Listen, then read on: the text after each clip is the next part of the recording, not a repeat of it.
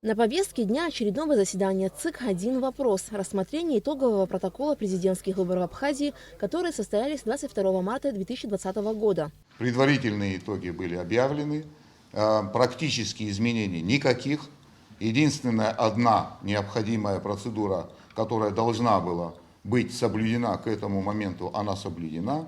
Подлинники протоколов с Москвы и Черкесска получены нами, они подтверждены, они соответствуют тем данным, которые получали по предварительному объявлению. В соответствии со статьей 18 Конституционного закона Республики Абхазия о выборах президента Абхазии на основании протокола в окружных избирательных комиссиях об итогах голосования ЦИК установил, что общее количество бюллетеней, полученных избирательными комиссиями, составило 131 325, из них 36 215 погашено. Общее число избирателей, внесенных в списки избирателей, 132 916.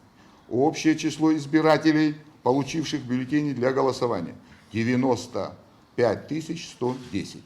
Общее число избирателей, принявших участие в голосовании, 95 109, что составляет 71,56% явки. По окончательным данным, число голосов, поданных за кандидата в президента Аслана Бжания, 53 741, что составляет 56,5%. За Атгура Ардзинба проголосовали 33 686 избирателей, то есть 35,42%. За кандидата в президенты Леонида Дзабшва было отдано 2114 голосов, что составило 2,22%.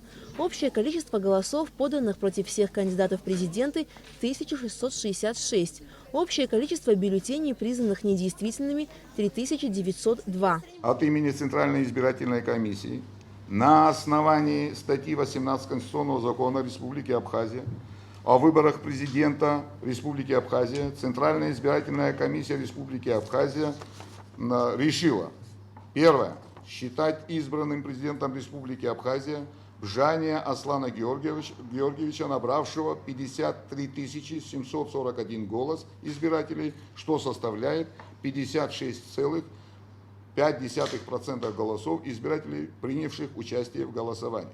Второе. Считать избранным вице-президентом Республики Абхазия Гумба Бадру Зурабовича. После оглашения окончательных итогов выборов президента Абхазии члены Центра избиркома проголосовали и подписали протокол. Алика Трап, Степан Мартиросян, Абхазское телевидение.